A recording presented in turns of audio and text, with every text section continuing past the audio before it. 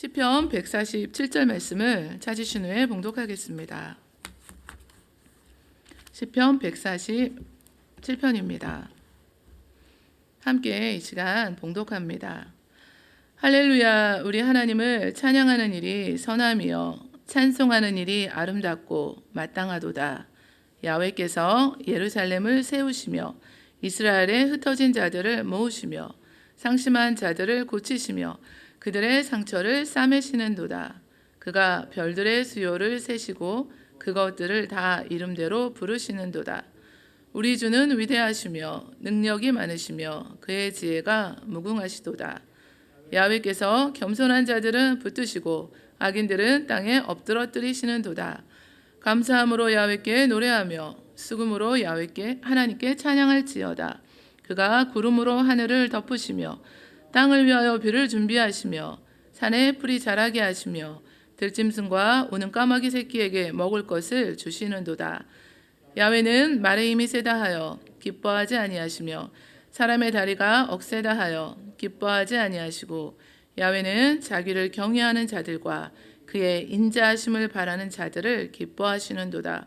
예루살렘아 야훼를 찬송할지어다. 시온아 내 하나님을 찬양할지어다.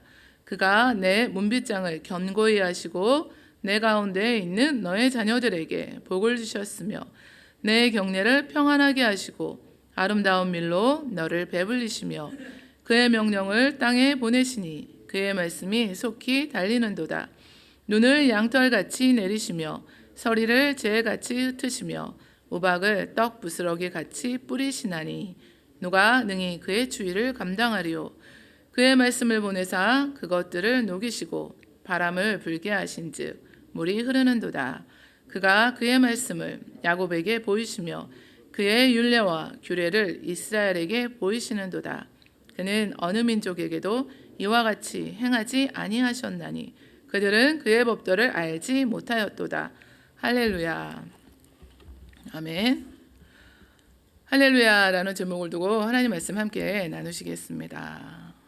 오늘 시편 147편을 이 새벽에 저희가 다 봉독했는데요. 이 백성은 내가 나를 위하여 지었나니 나를 찬송하게 하려 함이니라 말씀하셨습니다. 할렐루야 시편이 시편 146편에서 시편 150편인데요. 5편의 시들을 가리키고 있습니다. 할렐루야는 할렐루에다가 야를 더해서 합쳐서 너희는 야훼를 찬양하라는 뜻인데요. 이제 곧 할렐루야 찬양대가 성가대로 서시게 되었습니다. 그래서 참 감사한 마음 또 반가운 마음이 들었는데요. 곡조 있는 기도로 하나님께 찬양을 통해 기쁨을 함께 누릴 분들을 기다립니다 하고 주일에 광고가 다 되었습니다. 모두 함께 하시기 원하는데요. 시편 147편은 이스라엘 민족이 바벨론 포수에서 해방되어서 예루살렘으로 돌아와서 성전과 성벽을 재건한 후에 지어진 것으로 보입니다. 2절과 3절 말씀인데요. 야훼께서 예루살렘을 세우시며 이스라엘의 흩어진 자들을 모으시며 상심한 자들을 고치시며 그들의 상처를 싸매시는도다 라고 말씀했습니다. 이스라엘 백성들에게 그들의 구원자시고 회복자이신 하나님께 감사하고 찬양을 드리는 것이 아름답고 마땅한 일이다. 마땅히 해야 할 일이다 라고 말씀하고 있는데요. 할렐루야 우리 하나님을 찬양하는 일이 선함이요 찬송하는 일이 아름답고 마땅하다고 했습니다. 하나님을 찬양하는 삶이 그래서 아름다운 삶입니다. 하나님을 찬양하는 일이 선하고 아름답다고 하셨습니다. 얼마나 아름답고 합당한 일인가 오늘 말씀을 통해서 함께 살펴보실 텐데요. 주님은 찬양받기 합당하신 분입니다. 온 땅의 창조주가 되시고 만물을 다스리시고 자신의 백성을 위해서 역사하시는 분이시기 때문입니다. 온 땅의 창조주가 되시고 다스리시고 돌보시는 하나님께 찬양을 드립니다. 오늘 하루가 그냥 저에게 주어진 것이 아니라 해가 지고 뜨고 이 모든 것들 당연한 것이 아니라 하나님이 자연을 다스리고 있기 때문입니다. 하늘에 구름이 있고 땅에 비가 내리고 산에 풀이 돋아나고 들짐승과 까마귀 새끼도 먹고 살 수 있는 것은 하나님이 자연을 다스리시고 돌보아 주시기 때문에 가능한데요. 그래서 당연한 일이 하나도 없습니다. 그가 구름으로 하늘을 덮으시며 땅을 위하여 비를 준비하시며 산에 풀이 자라게 하시며 들짐승과 우는 까마귀 새끼에게 먹을 것을 주신다고 하셨습니다.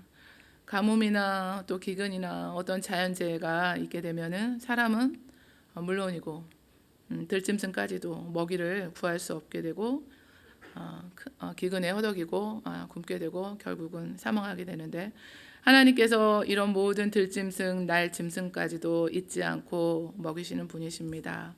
예수님께서도 목숨을 위하여 무엇을 먹을까, 무엇을 마실까 염려하지 말라고 하시면서 공중의 새를 보라고, 또 심지도 않고 거두지도 않는데 천부께서 기르신다고 하셨고, 들의 백합화가 어떻게 자라는지 생각해 보라고 하셨습니다. 오늘 있다가 내일 아궁이에 던지는 들풀도 하나님이 이렇게 입히시거든 하물며 너희일까 보냐 믿음이 적은 자들아 라는 말씀을 하셨는데요. 이스라엘을 구하시고 전능하신 능력으로 우주 만물을 다스리시고 크고 위대하신 하나님께서 들에 자라는 그 들꽃 하나까지도 자라게 하시며 세심하게 보살피고 살피시는 그 하나님을 어찌 찬양하지 않을 수 있습니까? 지난주 토요일에 보니까 저희 집 그 앞쪽 그 길에 잔디가 이렇게 자라면서 그 꽃씨가 날라와서 이렇게 들꽃이 이렇게 핀 거예요. 그래서 봄이 오는 것 같은데 그 노란 꽃이 너무나 예쁜 거예요. 그래서 제가 이제 몇 개 이렇게 꺾어서 이렇게 쳐다보고 그랬는데, 그러면서 하나님의 그 아름다우심을 또 감사했습니다. 주 하나님 지으신 모든 세계, 우리 찬송가 79장에는 내 마음속에 그리워 볼 때 하늘의 별 울려 퍼지는 뇌성, 주님의 권능 우주에 찬네, 주님의 높고 위대하심을 내 영혼이 찬양하네, 주님의 높고 위대하심을 내 영혼이 찬양하네. 주 하나님 독생자 아낌없이 우리를 위해 보내주셨네. 십자가에 피 흘려 죽으신 주, 내 모든 죄를 대속하셨네. 주님의 높고 위대하심을 내 영혼이 찬양하네. 주님의 높고 위대하심을 내 영혼이 찬양하네. 우리의 찬양의 이유는 예수님 한 분으로 충분합니다.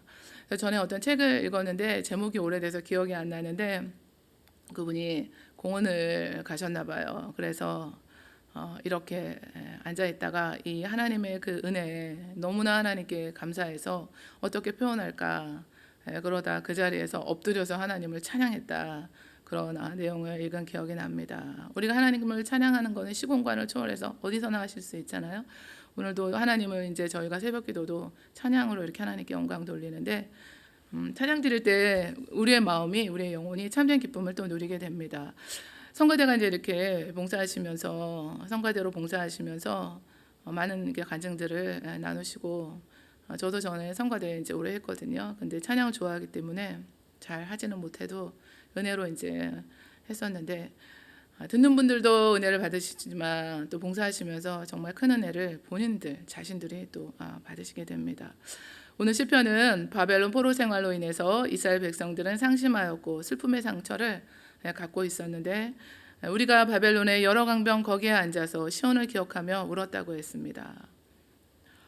오늘 3절을 또 보니까 그렇지만 하나님께서 상심한 자들을 고치시고 그들의 상처를 싸매신다고 하셨습니다. 우리 하나님께서는 고치시고 싸매시는 분인 줄 믿습니다. 예루살렘을 재건하시고 이스라엘에 흩어진 자들을 모으시고 마음이 상한 자를 고치시고 치료하시는 하나님을 찬양합니다. 상한 갈 때도 꺾지 아니하시고 꺼져가는 등불도 끄지 않으시는 하나님이십니다. 그가 별들의 수요를 세시고 그것들을 다 이름대로 부르신다고 하셨습니다.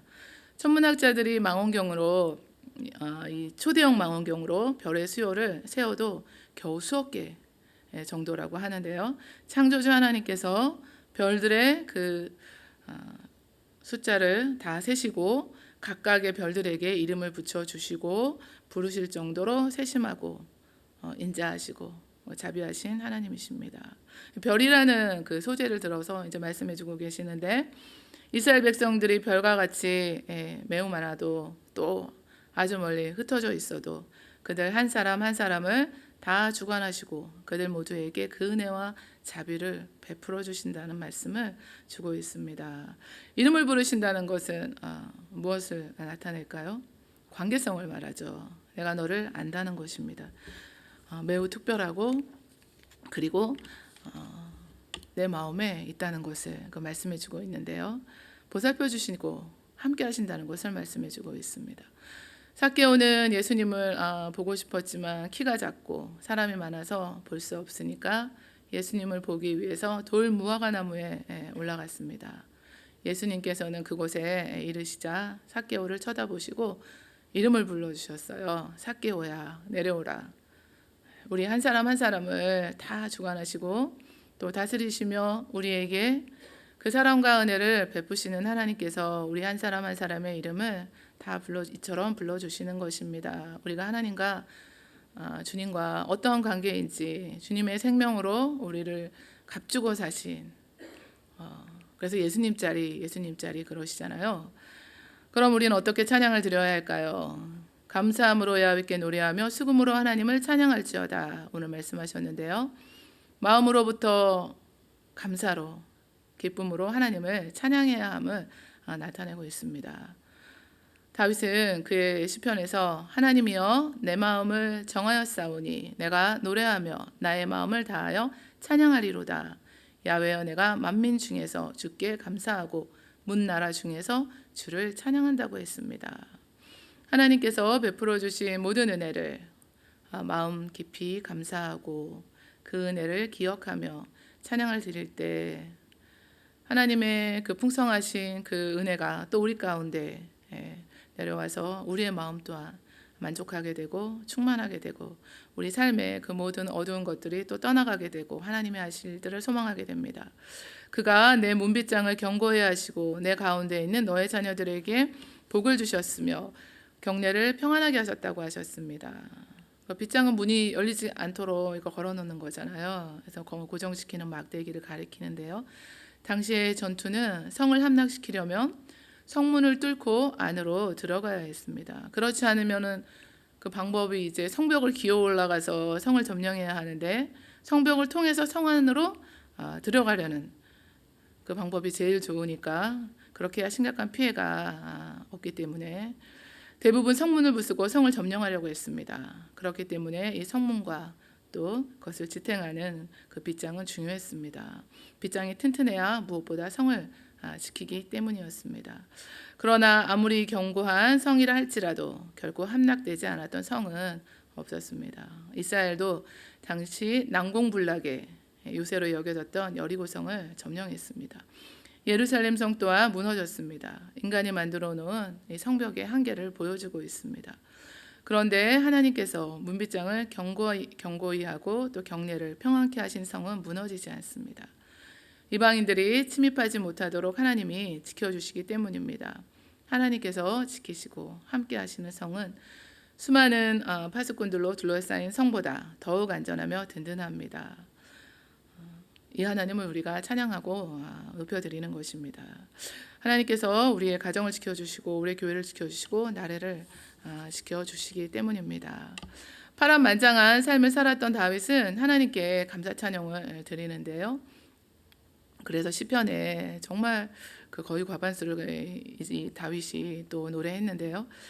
야훼는 나의 반석이시요 나의 요새시요 나를 위하여 나를 건지시는 자시요 내가 피할 나의 반석의 하나님이시요 나의 방패시요 나의 구원의 뿌리시요 나의 높은 망대시요 그에게 피할 나의 피난처시요 나의 구원자시라. 나를 폭력에서 구원하셨도다. 내가 찬송받으실 야훼께 아뢰리니 내 원수들에게서 구원을 받으리로다. 우리에게는 이처럼 든든하신 그 하나님이 우리 백이 되시는 것입니다. 그래서 전에 어떤 분이 새가족실에서 이렇게 목사님께 기도받고 가셨는데 목사님께서 그 자매님에게 이렇게 기도를 해주셨는데 이제 혼자 가게 됐거든요. 가족분들 다 여기 있고 아직 이제 결혼 전에 청년인데 이렇게 얘기해 주셨던 기억이 나는데 걱정하지 말라고 하나님께서 백이 되신다. 두려워하지 말라. 혼자가 아니다. 이렇게 용기를 주셨습니다. 우리 한 사람 한 사람 이처럼 하나님께서 우리와 늘 함께 하시고 다윗의 그 고백이 그 시편이 우리의 시편인데요. 또 하나님께서 자신의 간구와 기도를 들으시고 역사하신 그 능력의 하나님을 찬양합니다. 내가 환난 중에서 야훼께 아뢰며 나의 하나님께 아뢰었더니 그가 그의 성전에서 내 소리를 들으시며 나의 부르짖음이 그의 귀에 들렸도다 라고 찬양했는데요. 하나님께서 우리의 작은 신음소리도 다 들으시는 분입니다. 역사하시는 분인데요. 홍해를 건넌 이스라엘은 구원의 간격으로 하나님께 찬양을 드립니다. 야훼는 나의 힘이요 노래시며 나의 구원이시로다. 그는 나의 하나님이시니 내가 그를 찬송할 것이요 내 아버지의 하나님이시니 내가 그를 높이리로다. 하나님께 나아가실 때 찬양은 곡조 있는 기도라고 했습니다. 우리가 하나님께 이처럼 찬양 드릴 때 하나님께서 우리 가운데 놀라운 일을 베풀어 주시는 것을 우리가 성경을 통해서도 말씀을 통해서도 다 알고 있습니다. 하나님께서 베풀어 주신 그 모든 은혜, 또 앞으로 행하실 그 모든 은혜를 마음 깊은 곳에서부터 감사의 마음으로 찬양 드리시기를 원하는데요. 할렐루야. 우리 하나님을 찬양하는 일이 선하며 찬송하는 일이 아름답고 마땅하도다. 하나님께서 이처럼 찬양받기 합당하신 분입니다. 온 땅의 창조주가 되시고 다스리시고 돌보시는 하나님께서 바벨론이라는 그 강대국의 포로 생활에서 그들 힘으로는 도저히 구원받을 수 없는 약하고 힘없는 이스라엘을 귀환하게 하셨습니다. 그들의 상심한 그 마음을, 그 아픈 상처를 싸매주시고 고쳐주셨습니다. 우리 한 사람 한 사람을 다 주관하시고 다스리시고 계시고 우리 삶의 우연이라는 것은 없습니다. 다 그 가운데 뜻이 계시고 하나님께서 그 모든 것들을 통해서 하나님의 크신 사랑과 은혜를 나타내 주신다는 것입니다. 합력해서 선을 이루고 계시는데요. 할렐루야 너희는 야훼를 찬양하라 하셨습니다. 우리가 코비드 기간 중에 움츠러들었던 그 마음을 활짝 여시고 정말 하나님을 우리 찬양하시고 하나님이 하실 일들을 보여주시기를 원하는데요. 홍해가 갈라지고 여리고성이 무너지는 일들이 우리 삶 가운데도 나타나고 또 행하실 하나님을 기대합니다. 모든 주신 은혜를 마음 깊은 곳으로부터 당연한 것이 하나도 없습니다. 그 마음으로 감사의 마음으로 찬양을 드리셔서 겸손한 자를 붙들어 주시는 그 하나님, 하나님을 경외하고 그의 인자하심을 바라는 자들을 기뻐하시는 하나님께서 들짐승과 오는 까마귀조차도 별들의 그 숫자도 또 그 이름도 아시는 하나님께서 우리 이름 부르시며 우리의 마음을 다 아십니다. 하나님을 찬양하는 것이 얼마나 아름다운 삶인지 아시는 저와 여러분들은 오늘 하나님을 찬양함에 있어서 남녀노소 구별이 없고 빈부의 격차도 없고 나이도 상관없습니다. 마음껏 하나님을 찬양하시고 하나님의 주시는 은혜들을 누리시고 하나님의 복의 그 통로가 되어 살아가시기를 원하고요. 무엇보다 우리 삶을 통하여서 주님의 복음과 사랑이 흘러가시기를 원합니다.